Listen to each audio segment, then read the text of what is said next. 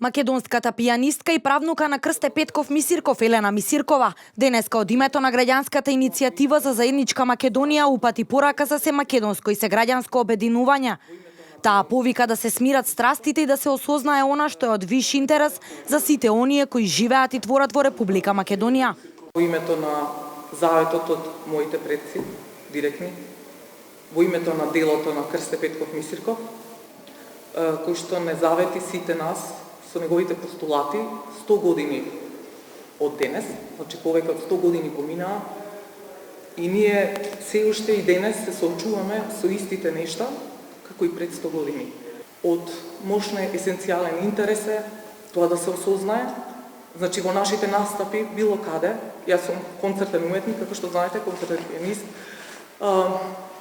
настапувам на сцените на светот, го носам надалеку нашиот македонски глас преку делата на македонските композитори и творци, и на тој начин, значи, сведочам за нашето постоење овде. Граѓанската иницијатива за заедничка Македонија на денешната пресконференција објави проглас со кој најавија дека е дојдено време да се обзнани четвртиот Илинден. Ниту еден патриот не е против националните права, култура и традиционални вредности на својот сограѓанин, изјавија од иницијативата. Бараме ниту една политичка партија во Македонија да не ја подхранува и уважува дискриминаторската политика на одредени земји.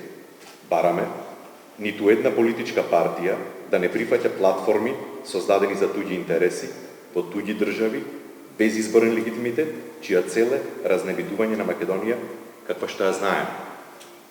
Уставот на Република Македонија е јасен и прецизен во однос на многу прашања, суваат на македонскиот идентитет и од него не отстапуваме. Ово е повик до сите граѓани на Македонија да искажат својата тивка, демократска волја. Добре дојдени се сите да не се приклучат, додека ги почитуваат некои узуси кои ги поставивме као групација, а тоа да нема истакнување на политички и верски символи на политички партии и верски заедници, да нема пародирање со шовинистички и навредливи извици. Македонскиот народ и македонските граѓани заедно да поидеме и да побараме решение за оваа политичка криза.